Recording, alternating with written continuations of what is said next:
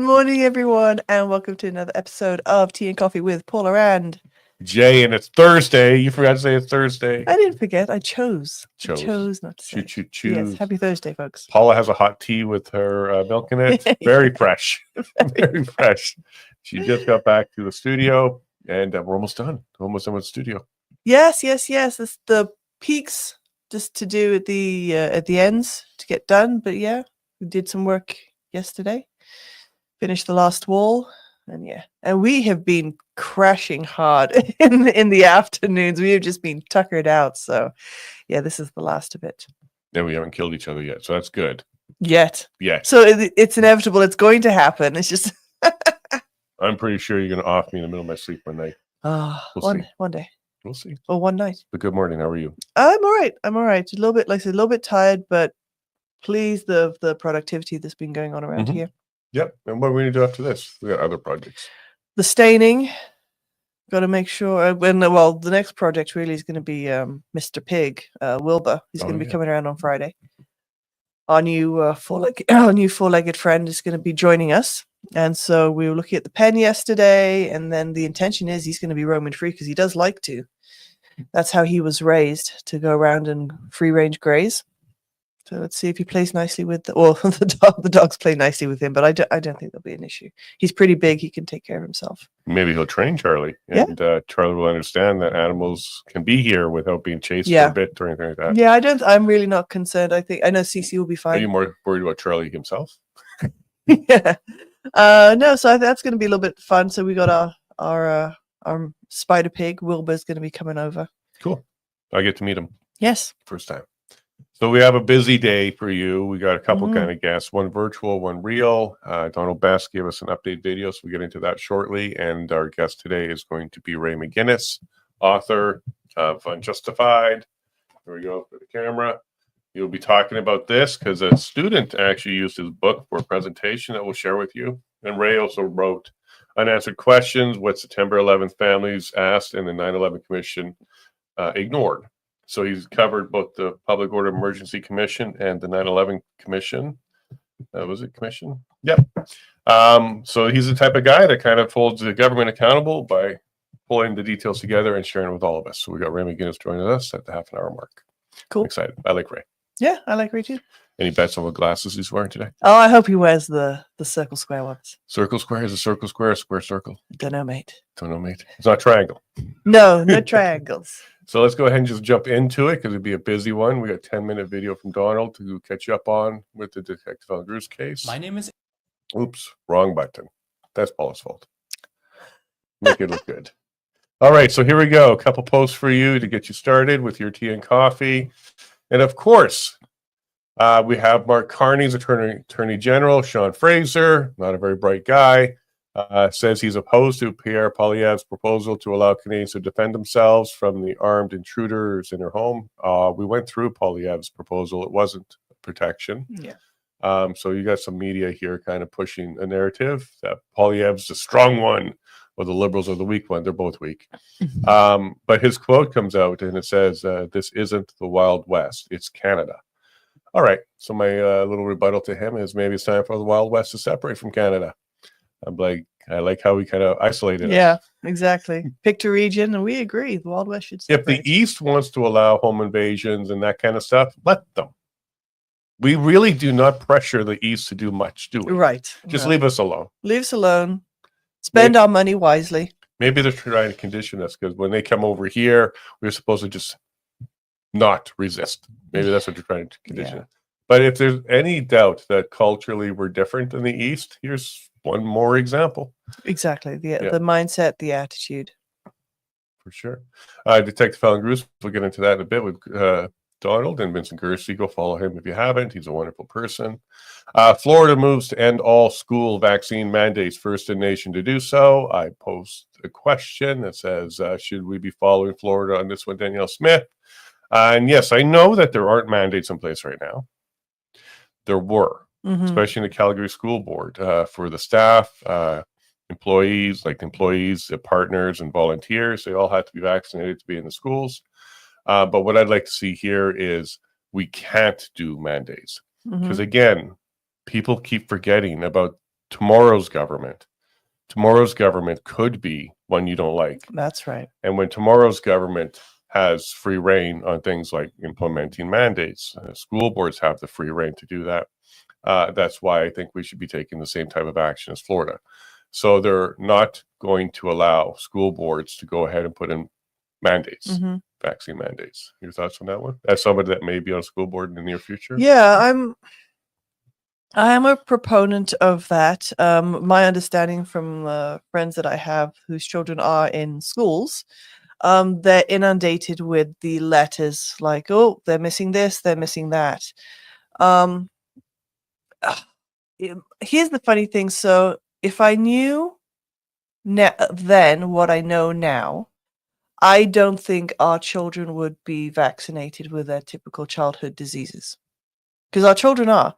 I think the last shots the boys had were when at least JJ was 7, and Jacob is now, and he's now turning 11.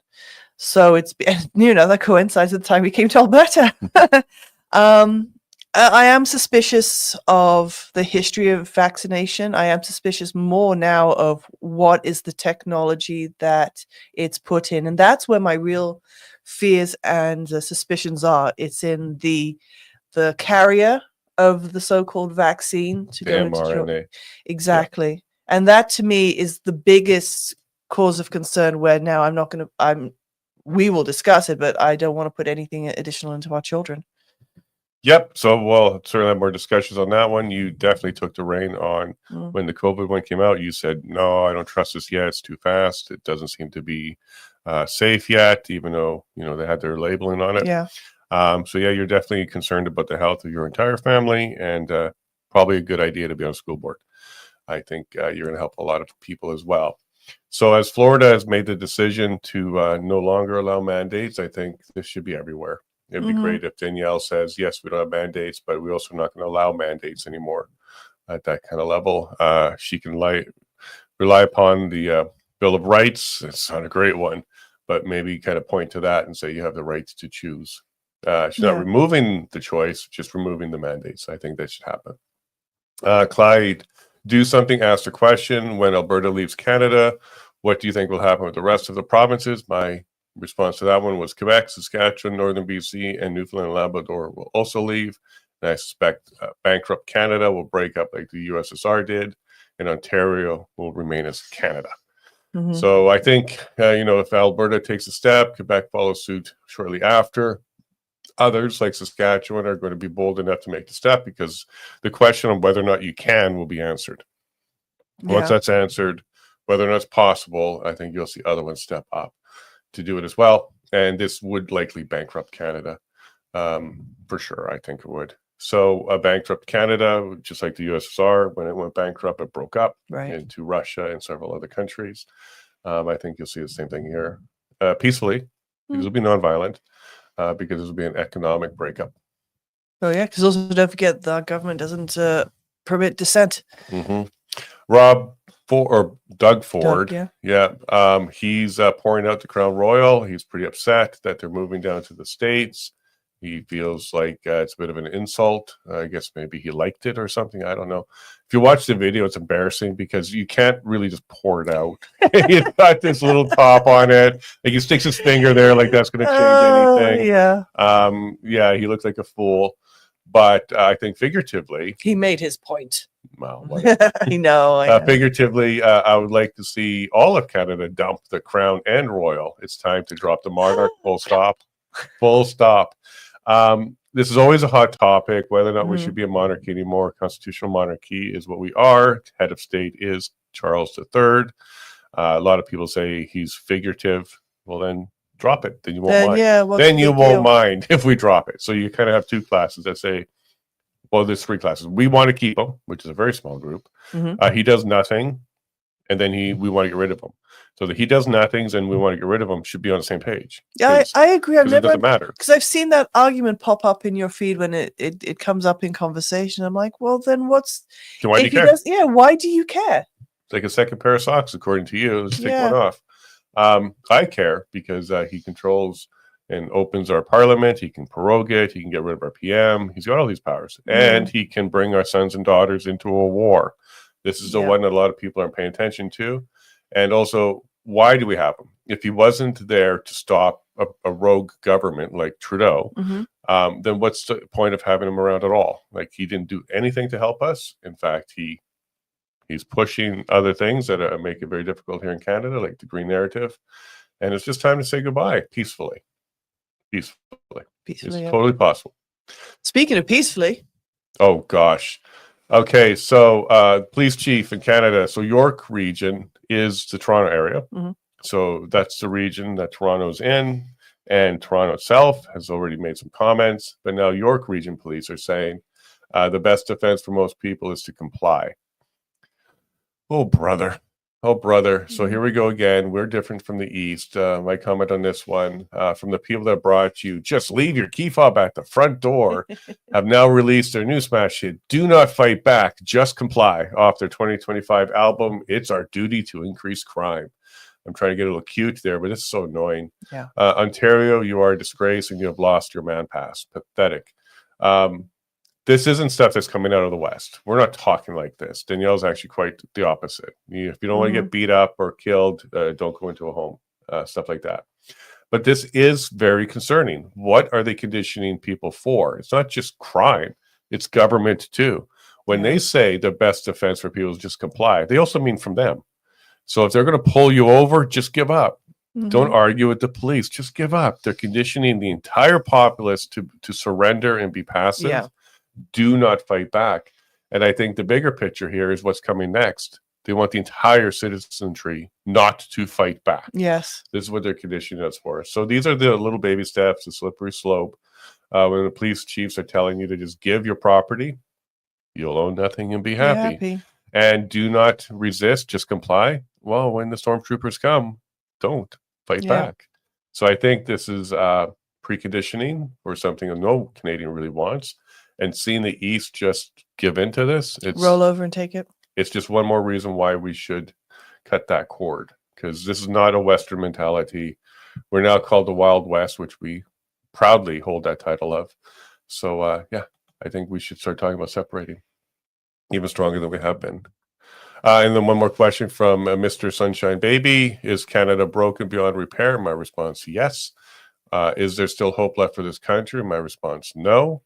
And my reasoning is there's no longer shared morals, values, or common sense.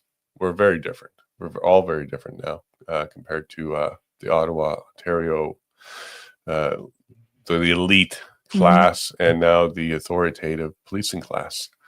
It's frustrating. We're going to have John Carpe on Friday. Okay, so he's been disbarred. Some more of the details that came out was it's because, well, again, I want to talk to him directly because it's just people online saying this, but they're saying it's because he hired a private investigator to follow a judge. And my response to that was, well, in Alberta, private investigators are legal. And are judges above the law? Like, because there's no exception in the private investigator legislation here that you can't follow judges. It doesn't say that. Okay. And nothing was illegal because this would be a criminal issue instead of just a professional license issue, a disciplinary issue. I don't know why or the full story, but on the surface, I have no problem with that. If you can have your wife followed by a PI because you suspect she's doing something wrong, why can't you have a judge followed if you suspect he's doing something wrong? I guess the presumption of some of these people pushing back and saying this is a good thing is they assume judges can't be corrupt. Don't assume. Makes an ass out of you. Of course they can. All humans can be corrupt. Again, I don't know the details, but on its surface, I have no problem. Because if John had a judge followed and nothing came of it, well, that was also an answer for him. There's nothing going on. Maybe it's a good thing. If he did find something, that's still a good thing. But what's not a good thing is the licensing body intervening and saying, we have untouchable people. They're not even allowed to investigate. And it wasn't John following a judge. He hired a private investigator. And they have regulations and a license as well. So there's boundaries and limits that they can't cross. And they didn't cross, which was why it's not criminal. So I have no problem with this. What are your thoughts on that? Well, I think same thing. Let's get some information, if you can, on Friday. But yes, you're right. On the surface, from the initial details, what is the problem? What is the problem? So yeah, no, I agree. Let's wait and also find out. And we have Donald Best in our life, and we know because of Donald Best that a judge can be compromised. Yeah. A judge put him into to jail, 63 days, solitary confinement for his protection, and doubled his sentence without a hearing or anything like that. And it was proven later that it was a corrupt judge. So they do exist. This isn't I'm not saying all judges are corrupt, right? Not all dogs are poodles. Not all judges are corrupt. However, some are. So what I suspect, because I know John, he's a good guy. He's got high integrity. I suspect that he was concerned about something. Was this judge meeting with somebody outside of the trial when they shouldn't be? Was he being influenced by somebody? Was any of the lawyers ex parte, which means only them, not the other side, meeting with the judge? Right. Was there something improper going on? And he wasn't sure. So, and again, this is all speculation, but you should be allowed to do that. And if judges believed that they could be investigated for their actions inside and outside the court, that would be something that keeps them more accountable and a little bit more straight and narrow. So I don't have a problem with it. It never was criminal. It looks like the profession is trying to protect its golden idols, the judges, because all lawyers try to become judges at some point, and the legal profession is trying to protect that. I don't think we should have classes of people that are allowed to be investigated and those that are not. We already have a problem with rule of law. So this, to me, I think is overstepped by the Law Society. Yeah. And it's surface level. This is surface level. But what I do know is there's nothing criminal. So, otherwise, there would be charges. Correct. Yeah. So we do have limits and laws in place. It looked like John played within it. But the profession doesn't want that kind of transparency or accountability. That's where I'm going with that one. All right, let's go ahead and throw Donald on for 9 minutes and 42 seconds of your enjoyment as we all get an update on the Detective Helen Gruss matter, day 1 of the sentencing. Hello, Jason and everybody. It's Donald Best here from Ottawa, Ontario, covering the sentencing of Ottawa Police Detective Helen Gruss, who was found guilty of discreditable conduct for her investigation, self-initiating an investigation into a cluster of infant deaths that were 3 times the normal for the rate every year except that year in 2021, 2022. She wondered if it could be anything to do with the new COVID vaccines. So she started making inquiries. Some of her colleagues didn't like that because her inquiries revealed deficiencies in the investigations of these infant deaths that were unexplained. Also, it was determined that 3 of the infants died from known adverse events in the mRNA COVID vaccines. So their cause of death was the same as known adverse events for those vaccines. So Detective Gruss was suspended, charged, and later convicted. The sentencing that started on Wednesday is to determine whether she'll be fired, demoted, whether there'll be a suspended sentence. So that's what's happening now for the next, happened today and Wednesday and on Thursday and Friday. But there have been some incredible revelations both during the hearing and now today. What we had was the prosecutor attempting to introduce in evidence a victim impact statement from an anonymous person. That's right. A victim impact statement from a person whose name we're not going to give you, whose identity we're not going to reveal. That's what the prosecution tried to do today. So the court was only there for an hour and 15 minutes, and the tribunal officer couldn't make a decision, and the case couldn't go on without that decision. What evidence will be before the sentencing hearing of the tribunal? So we were there for only an hour and a half, but boy, we've all been busy. There's a lot of people there, a lot of good independent journalists. We're missing some people though, too. I think we're missing Rebel News. We're missing the Globe and Mail, Toronto Star, National Post, Sun, all the people who have covered this in the past and some that haven't. So today was a very interesting day. What's at stake here is this. Will Canadian police officers be able to investigate whatever they want, whenever they want, or will they always have to ask for political permission first? The decision that was rendered that found Detective Helen Bruce guilty was incredible. It was really a jaw dropper. The tribunal officer, a retired superintendent, Chris Renwick, gave as his decision that Detective Bruce was guilty because she failed to ask for permission, quote, to do investigations that have political and societal ramifications. And she failed to ask for permission to investigate public officials. Now think about that. For 200 years in Canada, thanks to Sir Robert Peel. Well, thank you to Donald for that. And yes, we are going to play with the volume for the next one for you. It was low for us as well. But the gist of it was an hour and a half. Question came before the hearing officer, Chris Renwick, and it was whether or not anonymous testimony can be brought in for victim impact statements. Donald was going to recap there basically what the whole matter is about. It's about police autonomy. It's about the right to be able to choose what you're investigating as an officer, and the deterioration of policing in Canada. This is a very important issue. But now I'm disappointed because it was 3 days scheduled. It sounds like they wasted their first day. This might be strategic. It might be planned. It might be because the room's full of people and independent journalists. But of course you can't have anonymous testimony. Of course you can.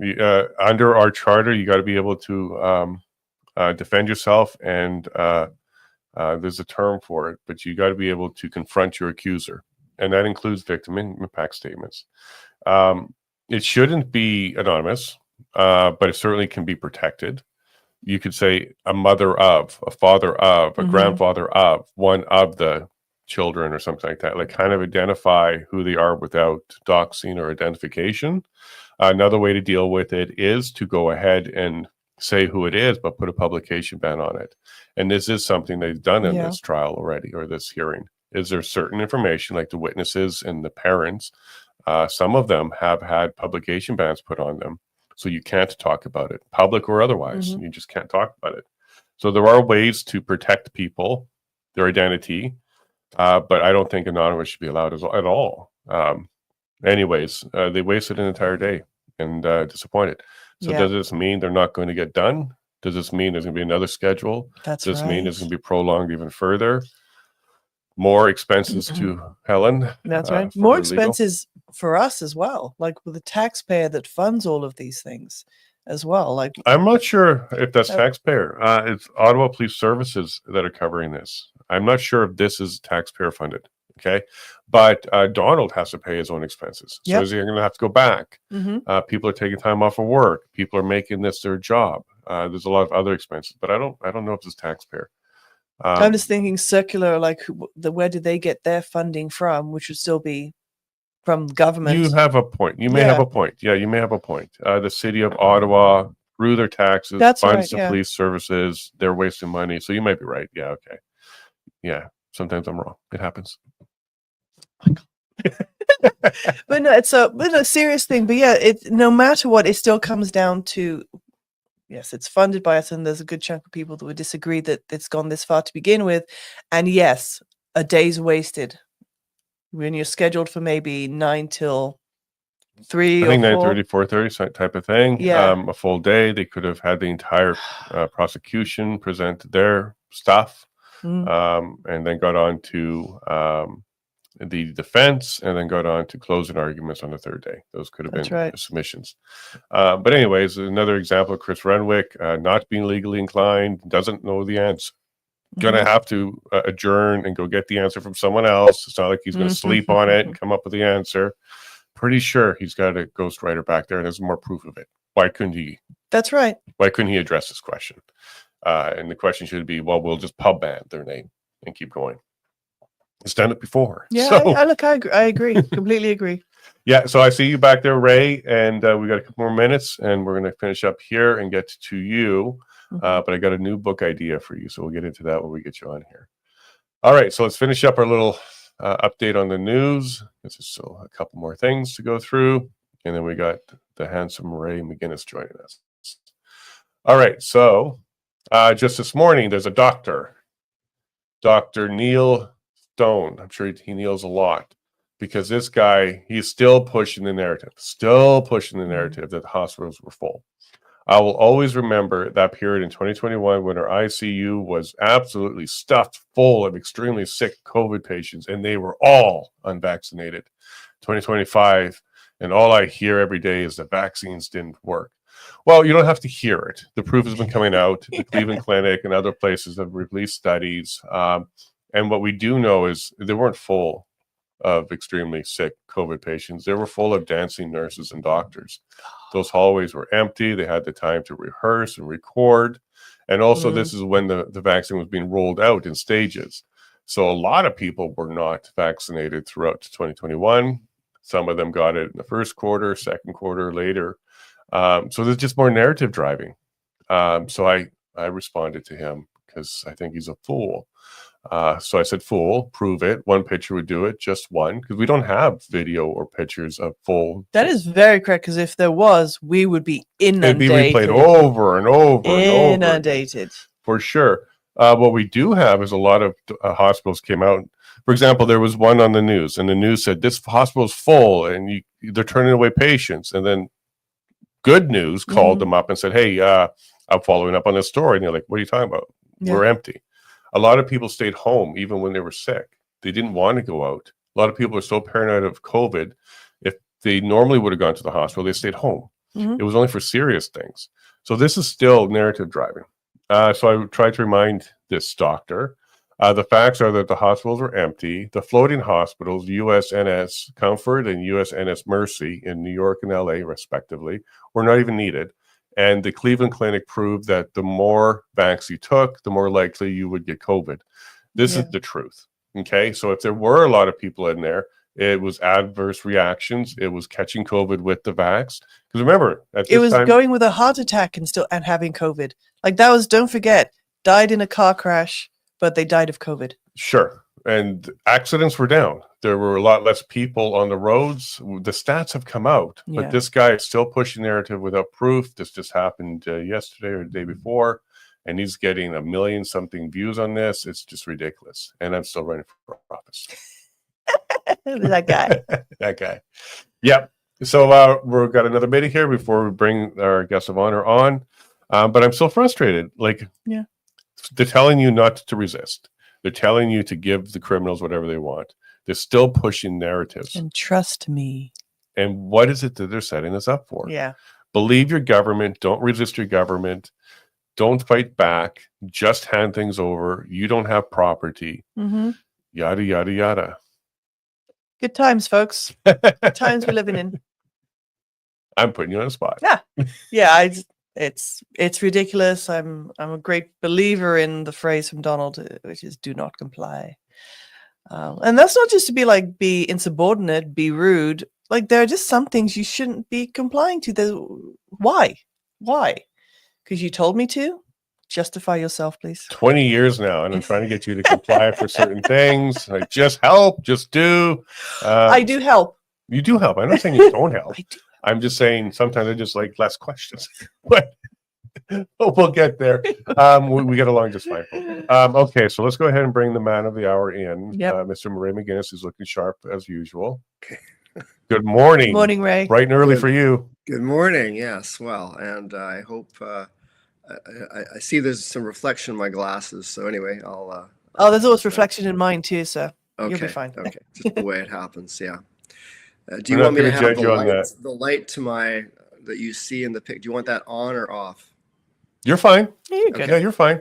Yep. Okay, good. We don't judge. You Okay. didn't do a land acknowledgement though, so I'm not sure what we Oh should yeah, do. yeah. Well, Good morning, Ray. Good to see you. And Paula was wrong. You didn't wear your square and Yeah. circle glasses today. Little side bet on what glasses you would wear.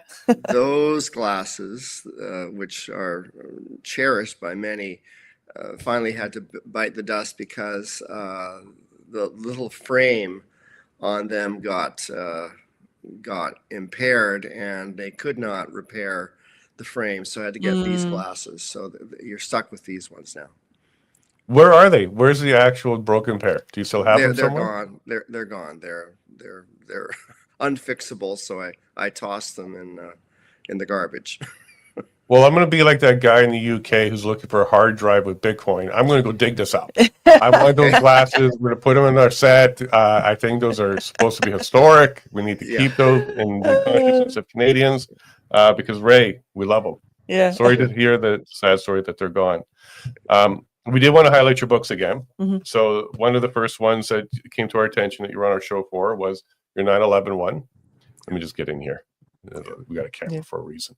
Unanswered questions, what the September 11th families asked and the 9/11 Commission ignored, and then followed up with Unjustified. And that's why we're here today. The Freedom Convoy, the Emergency Act, and the inquiry that got it wrong. And I would recommend another book, Unbelievable, the Detective Helen Gruss hearing and the debacle it became.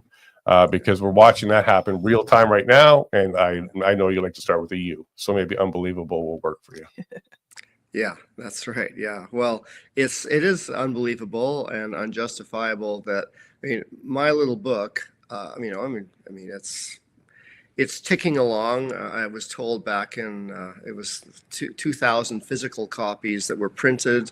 Of course, there's also ebooks and audiobooks, but 270 of those remain in the warehouse in June.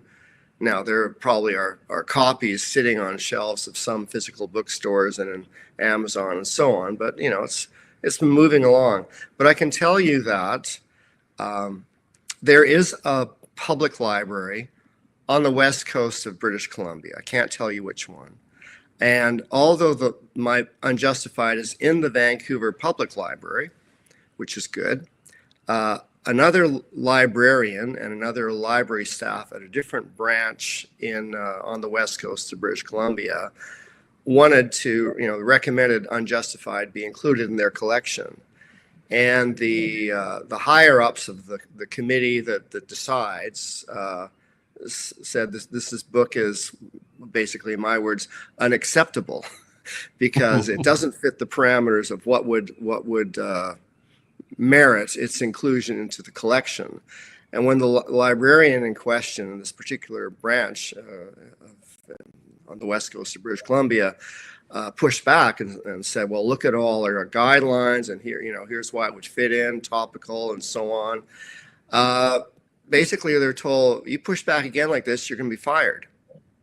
Wow. So, and there was another person on staff who I spoke with, and I have to say this all, without naming the place because they could get in trouble doubly if I name it, was that other, not the librarian, but another staff person was told they're going to be disciplined for, So depending on the public library you're in British Columbia anyway, maybe in Canada, and the disposition of the committee that accepts books for collections in the library of your in question, you may get what I would call old school process where a book gets recommended and the committee says yes, typically, and on you go. Or you can get this new iteration of what's becoming Canada, kind of in line and in a library equivalent for what's happened with Detective Helen Gruss, where unexpected things happen. You get told you're going to be fired if you bring that up again.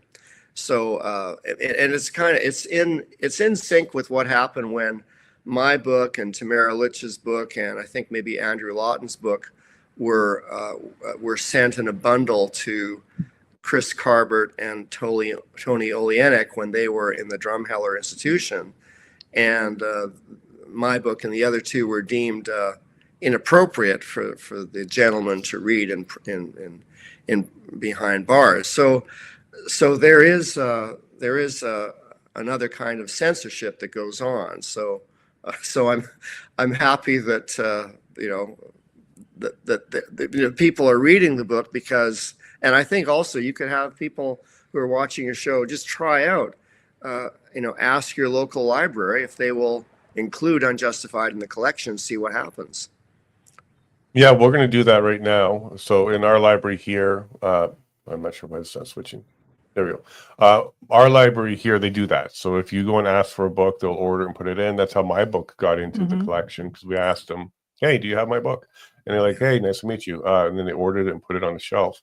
So we'll do the same thing here in Breton. We'll do it in Drayton Valley. I recommend everybody go to the library and do exactly that. Ask them if they have the book. If they don't, then you can ask them to order it. And typically, they should. But Ray, there's a whole group here in Alberta that will probably support you, because they want pornographic books available in the libraries, and they're pushing really hard, and they got some mainstream media support. So maybe, you can recruit that particular movement to go ahead and include your book too. You may have to put some animated or cartoon pornography into your book to get it on the shelves. But, sometimes you got to do what you got to do. That's a whole new direction. No, if you put he, him under your name, maybe they would have just passed it right away or something. But this is ridiculous. So this is a different type of banning. It's the banning before the public can even see it. That's unfortunate. And are you suggesting too that not just libraries, but other avenues are difficult for you to use that were traditionally available to you when you were passing out like your 9/11 book? Well, I think that, it's been interesting. With my book, it was the publisher in Toronto wanted the book printed in Turkey for business reasons, cheaper, I guess, to print in Turkey than in Canada. And then the book came to the Canadian border. For whatever reason, it got held up for 3 weeks in August into early September of 2024. Maybe time for customs officials or somebody else to read it in Ottawa before it crossed the border. It got into Canada. So, but that's another odd thing that I haven't had happen before. Even with the book on September 11th, which is a hot potato kind of book, because I'm recommending, based on chronicling the efforts of the families who wanted to have an investigation, which became the 9/11 Commission, to say, given everything that happened there's a lot of merit to having a new inquiry, a new commission to review, what they did. Given that the 9/11 Commission report itself says that, much of the testimony that they had for putting together what they knew about the hijackers and everything came from tortured testimony in Guantanamo Bay. So that's a red flag, I would say. So there's problems with what the 9/11 Commission came up with, and so the families persist in asking for a new investigation. But that book, as controversial perhaps as it would be to some people, had no problem. I've had no problems, getting it into libraries and so on. So it's interesting where we are now. I'm just going through the back of the book here, and you've got 22 pages of notes, and you have 380 references for your material. So it's well referenced, this entire book. So it's not like it's a fiction, you just made it up. You did a lot of work, 280 different references. I see Viva Fry, myself, and others in here. So you've definitely been doing your homework. And what are they kind of like? Are you getting any feedbacks? Are they saying it's misinformation, or it's just information not valid for Canadian minds? It looks like it when it came to the particular library there's, of course, the Vancouver Public Library has chosen to have it there, and another branch on the West Coast here has decided it doesn't meet the criteria for inclusion in a collection. And and that's rather vague. And when the librarian in question said, well, what are you talking about? Here are our guidelines, and it seems to fit.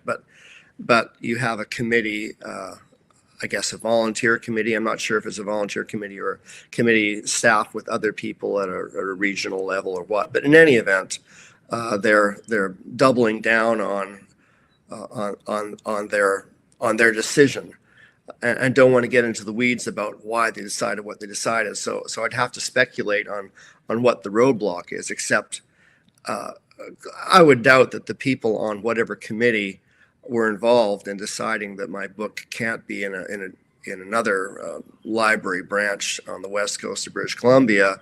I've never read my book. It probably, I would guess that they watched the mainstream media throughout the Freedom Convoy and made their decisions in an instant about what terrible, disreputable people were protesting in Ottawa, and so they didn't want to have any book that's about that or questioning the government narrative, media narrative in their library.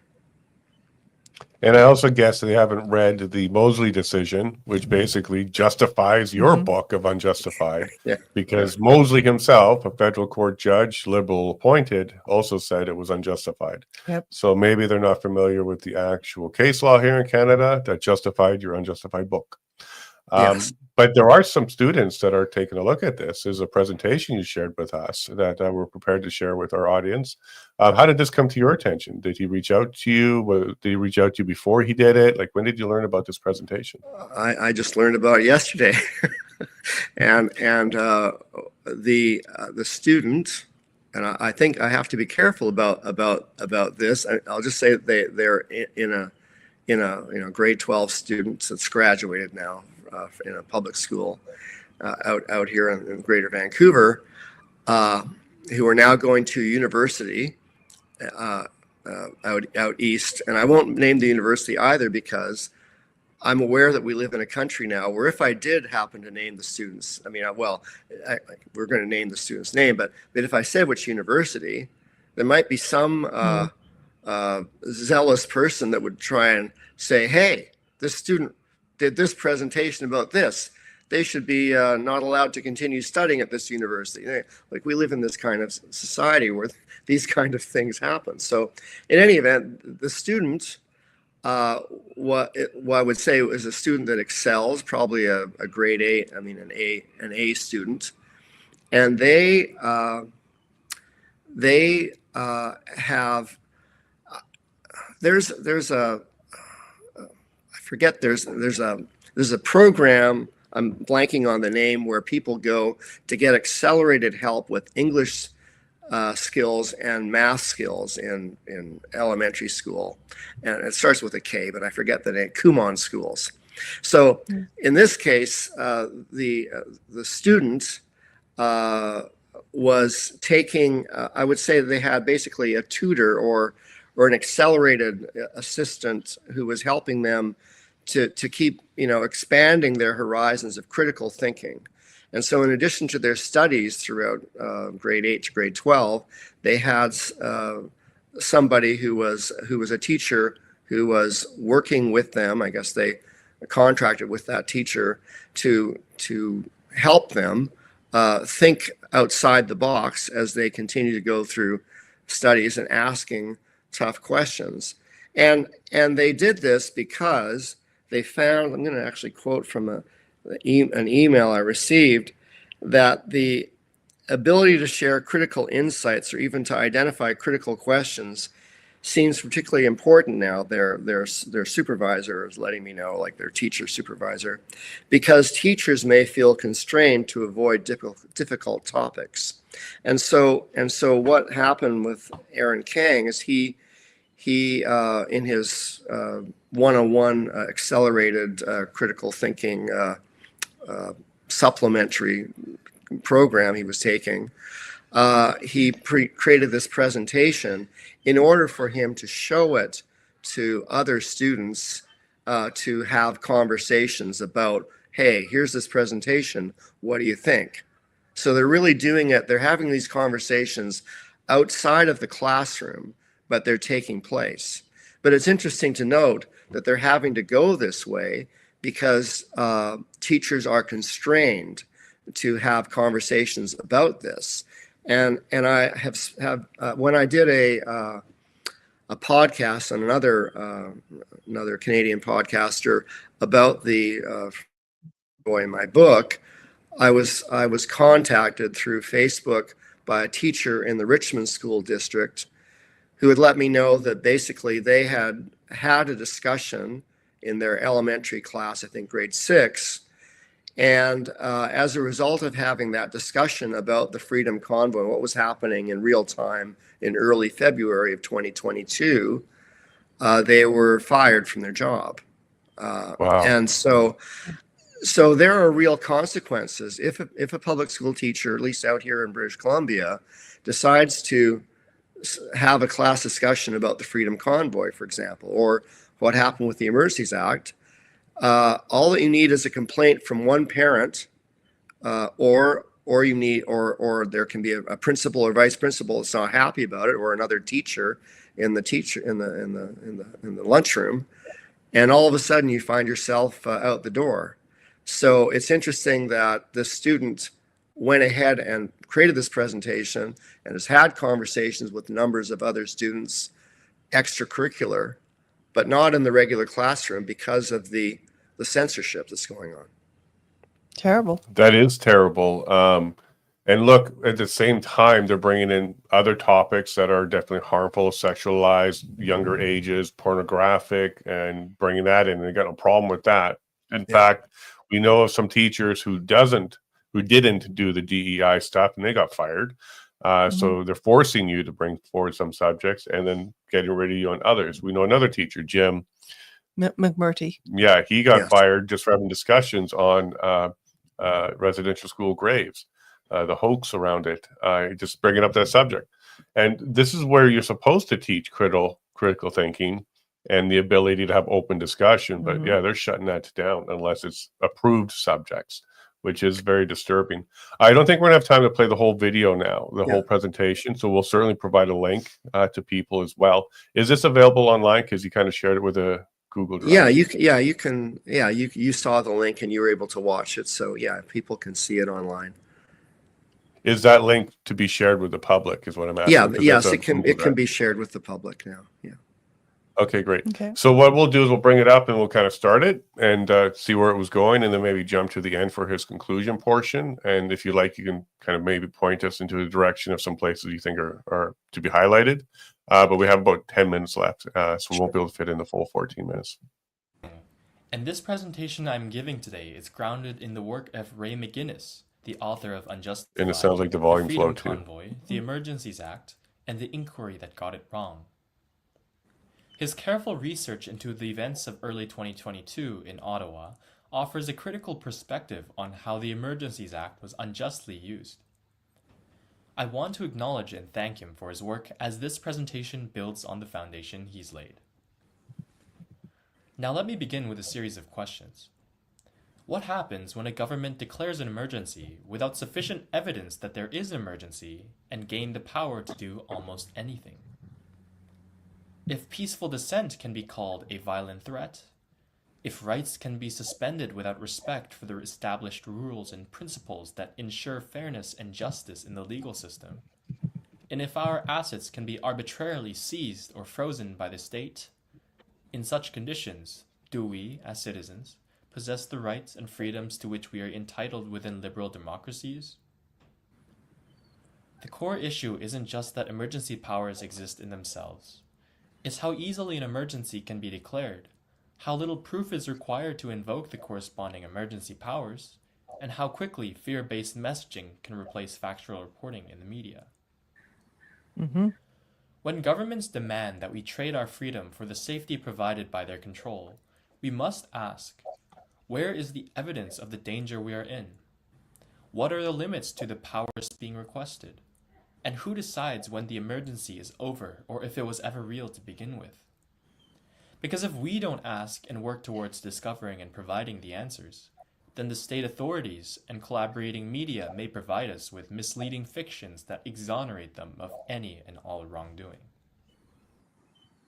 All right, so I really like what he was doing here, the way he was framing it. There's a lot of ifs and he wasn't declaring anything right now. He was framing it as if, which is a good way to start. And he's obviously, this gives me inspiration and hope that there's going to be some breakouts of intelligence when it comes to young people. So I liked where he was going with that. And of course, you could hear Paula saying, like, we know this stuff too already. So it's great to hear somebody kind of talking about that who probably wasn't around when we got married or met. Young fella. Well, I mean, maybe there could be a new boy band called the Breakouts of Intelligence, sing songs about political material. I like where you're going with this. You got your music background too. It was a low audio, so what we're going to do is we're going to provide the link as well, and then people can crank things up. And we're going to spend some more time on our show to check the audio and try and amplify it for the audience. But I think it's very important where he's going. Is there a particular portion you'd like us to point to and try and share with the audience?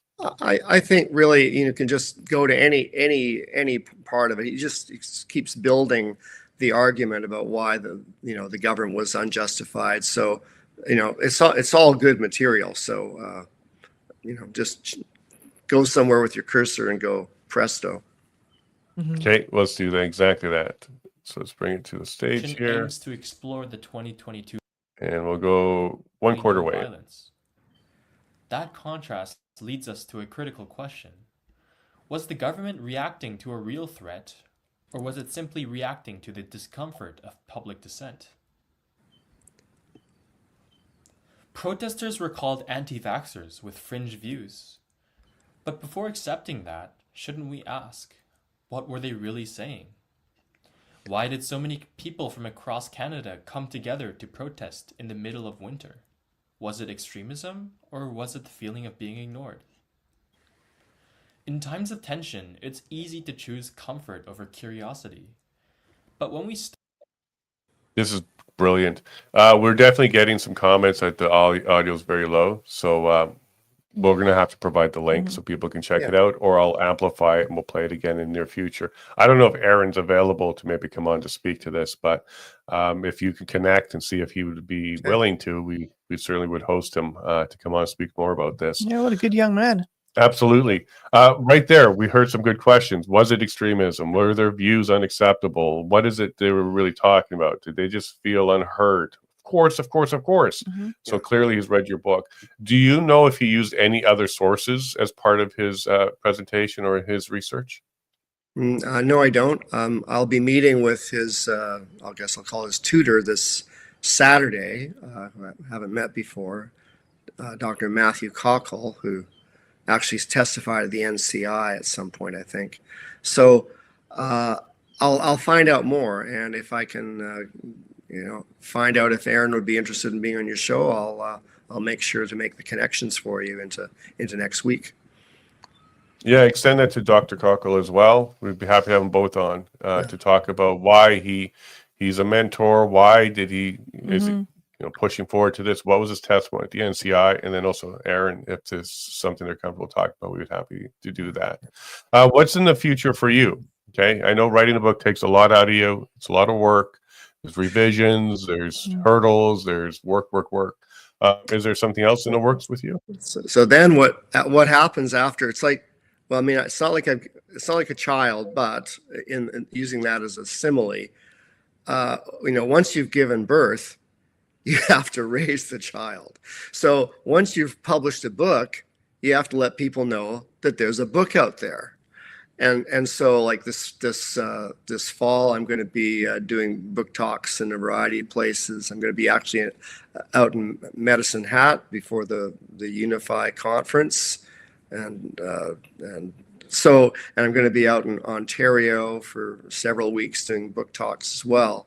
So a lot of what I have to do is keep on saying yes to invitations to go and speak to different groups in different towns and cities in different provinces, so that because people are still like, I was at an event recently with the JCCF in the Greater Vancouver, and I brought a copy of my book just to sort of sit at the table, and I showed it to some people who were very involved in all things to do with freedom movement, and they were very happy that I brought the book because they'd never heard of it. So I think it's like the messianic secret. With a book that isn't in very many public libraries at this point, with a book that is not getting any reviews in any mainstream book reviewers, and hasn't made it to the Globe and Mail or the New York Times book reviews and so on. So how do people in the general public find out about a book like this? I mean, they hear about it on your podcast and so on, but it's not a household book. It's not like Harry Potter. So my commitment is to, I think it takes about 3 years to really keep on pushing to let people know, because people won't know unless I show up in Burlington on the 25th of September, or at the Nirvana 101 Cafe in Medicine Hat on the 18th, and so on. So that's the challenge for me is to, if I had all of social media, if I was like the Malcolm Gladwell of the freedom movement, then I could just sit back and watch the ka-ching, ka-ching come in. But that's not the case with any kind of dissenting narrative book.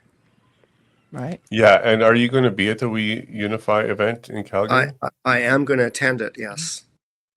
Wonderful. So I'll be there as well. It'll be great to see you in person again. And if Great. you want to get a copy of the book, can people get it signed from you? Or are you going to have copies for sale there? I'll bring some copies. I haven't arranged to have a table or anything. So I'll have some copies with me. Okay. Well, make sure you come and say hi. We can do an interview or something. I'm trying to arrange all that as well. Getting a table or not, I'm not sure. But that's the 19th to 21st. And so you're going to be in Medicine Hat. Are you connected to Drew? What's his last name? Barnes. Are you connected to Drew Barnes? He's running for mayor of Medicine Hat. He's a very smart guy. I think he would support your efforts. Okay, no, I'm not. Just a woman named Joe who runs her cafe, Nirvana 101 in Medicine Hat, is the person who's hosting the book talk at, I think, 7 or 7:30 p.m. On the 18th, Thursday the 18th of September. But who all is coming, I'm not sure. But yeah, I hope some of your viewers will know where the Nirvana 101 cafe is, and maybe head out to Medicine Hat for that night. Yeah, that'll be wonderful. I will connect you to Drew Barnes. I'm sure he'd be interested in meeting you. He's a great guy, 3-term MLA. He was one of the ones that didn't cross the floor when the Wild Rose crossed the floor, and he's now running for mayor of Medicine Hat. Great guy, great wife as well. Great, be happy to let him know that my pronouns are avocado /toast. That's awesome. Well, Ray, thank you so much for your time. We're going to provide a link and to this presentation so people can sit down at their leisure and go through it. It was impressive that a young man went ahead and deep dived on it and came out to these conclusions. They were the fair and justified conclusions. Mosley said so himself. So hopefully more people go to the libraries, request the book. So it will end up on some more shelves, maybe all over Alberta. And definitely hope that this picks up for you, because there's a lot of effort there and a lot of truth there. So I wish you all the best, my friend. And I'm really glad you were able to get up in the morning and join us. Great. Thanks so much. And see you in Calgary. We definitely will see you in Calgary. I'm looking forward to it. You have a safe trip and enjoy Medicine Hat. It's a nice place. Thank you. Bye. All right. So a little bit of young people doing the right thing. Yeah, I'm quite pleased to see that someone of that generation with a wealth of information, well, it's not real information, the propaganda that's been fed to them over the years, to come to this conclusion, I think it's fantastic. It's a glimmer of hope. There may be a little break in the future with the young group. I know that the millennials might be the last one. Sorry if you're a millennial, but you guys really have to start paying attention. But the generation after them, so the alphas, or what are they called? Well, no, so our boys are alphas, Okay. so it'd be the Gen Zs. Gen Z. So the Gen Zs might be the ones Zeds. that breaking through the narrative and taking a stand. So thank you very much. Yeah. I wanted to highlight this comment here from Serena. Freedom Convoy will become an important part of our history, whether the government likes it or not. Absolutely. There's a whole bunch of things that sometimes it takes time because you still have the bad people in power. Maybe the breakup of Canada, a whole bunch of other things might have to happen before this is done. But yes, they'll go down in history, and people like Ray are going to be some of the ones that are cherished because they were the ones that were telling the truth all along, regardless if the border was holding up his book, if libraries were banning it. He's out there still fighting. So we love you, Ray. Thank you very much for your time today. And thank you to the audience for hanging out with us, and Donald and everybody else. That was fun. Yep. It was fantastic. Everyone have a fantastic day, and we'll see you tomorrow where it's Friday. Friday. All right. I'm going to save you all from the rest of those lyrics and my singing, but make sure you have yourself a wonderful day. Take care of each other, and God bless.